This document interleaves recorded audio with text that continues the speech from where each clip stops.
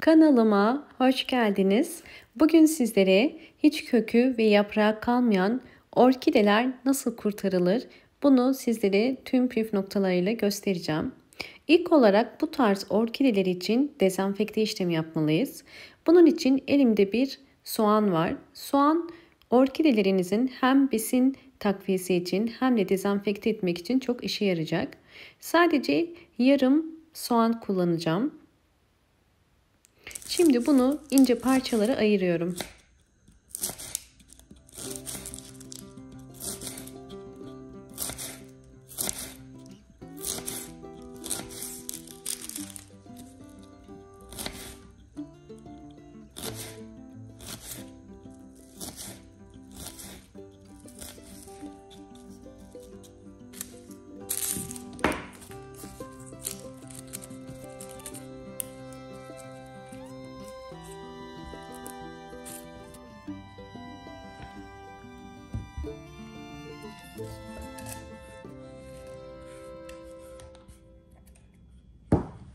Doğradığım soğan parçalarını bir şişenin içerisine koydum.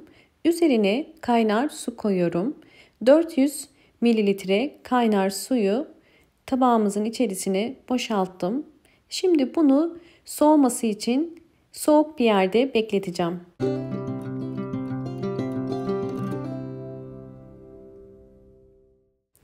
Elimde köklerinin büyük çoğunluğu çürümüş ve tek yaprağı kalmış bir orkide var. Bu orkideyi gövde kısmından keseceğim.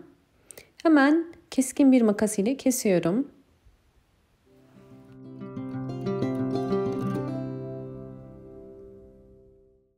Gördüğünüz üzere çok az kökleri kaldı. Fakat bu köklerde hastalıklı ve ben bu kökleri dezenfekte etmek istiyorum. Bu yüzden bakın yakından da gösteriyorum. Bütün kökleri çürümüş. Hastalıklı kökleri keseceğim. Çünkü orkidemin yeni kök çıkarmasını kolaylaştırmış olacağız. Ve dezenfekte edeceğiz orkidemizi. Hemen bütün çürüyen kökleri ve gövde kısmını bu şekilde kestim. Bakın siyahlık halen devam ediyor. Genelde bu tarz hastalıklar mantar hastalığından dolayı olur. Bu da fazla sulamadan dolayı olur ve gövdede kararma ve çürüme, köklerde çürüme olur. Bu yüzden orkidelerinizi kesinlikle fazla sulamayın. Suyu kararında vermeye çalışın.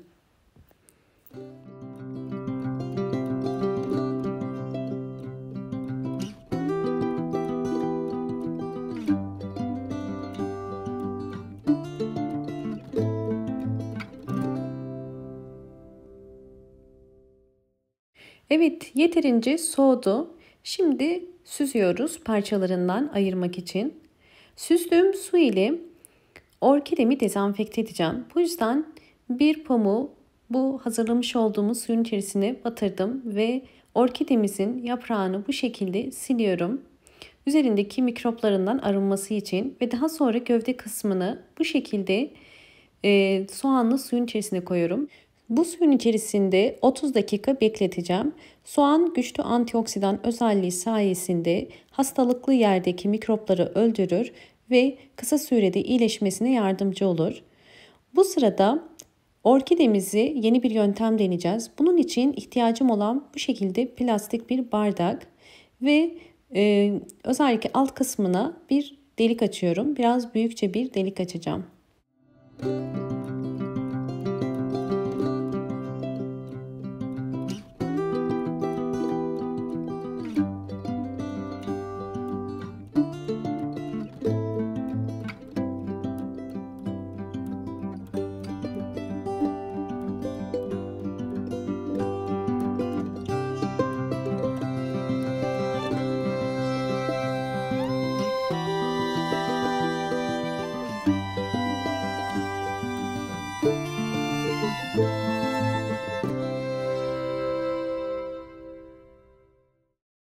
Bardağın yan taraflarından da kesiyorum. Çünkü suyun içerisine koyacağımız için su akışını sağlaması gerekiyor.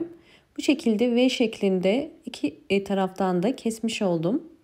Şimdi yeni yöntemimiz için orkidemi soğan suyunda bekletiyordum. Onu içinden çıkaracağım. Öncesinde ihtiyacımız olan bir de böyle bir pamuk var. Bu bir bulaşık süngeri. Bulaşık süngerinin küçük bir parçasını alıyorum.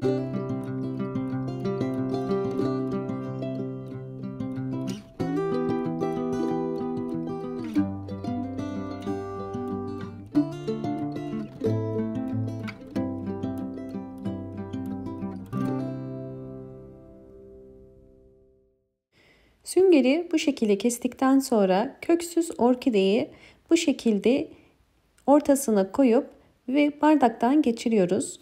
Buradaki amaç orkidenin burada sabit kalması ve alttan yavaş yavaş suyu sünger ile çekerek gövde kısmından kök çıkarımını kolaylaştırmak. Gördüğünüz üzere bu şekilde ve şimdi bu orkidemi geniş bir tabağın içerisine koyacağım. Ve bu yöntemde su ekliyoruz. Normal arıtma suyu. Su seviyesi özellikle süngerin içinde olacağı şeklinde olmalı. Çünkü sünger suyu çekecek yavaş yavaş. Bakın su seviyesini görüyorsunuz. Bu yöntemde su azaldıkça mutlaka su eklemeyi unutmayın.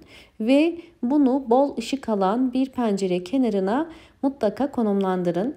Sizlerle orkidemin bu yöntemde nasıl gelişim gösterdiğini de paylaşacağım.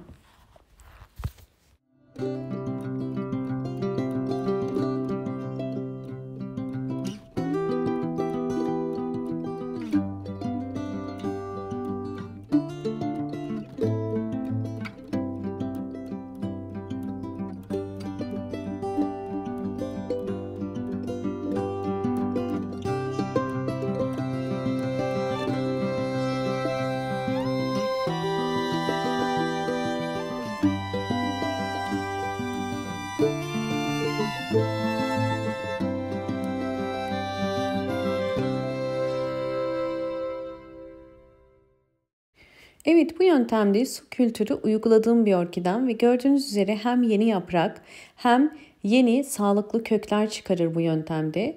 Bu yöntemi sizlere mutlaka tavsiye ederim. Eğer orkidelerinizin yaprakları döküldüyse ve hiç kökü yoksa mutlaka bu yöntemle orkidenizi köklendirebilirsiniz. Bu yöntemi mutlaka uygulayın. Videomu buraya kadar izlediyseniz ve beğendiyseniz hemen beğen tuşuna basıp kanalıma da abone değilseniz eğer bana destek olmak için abone olabilirsiniz. Bol bol yorumlar yapıp yorumlar kısmında da sorularınız varsa sorabilirsiniz. Hoşça kalın, sağlıkla kalın.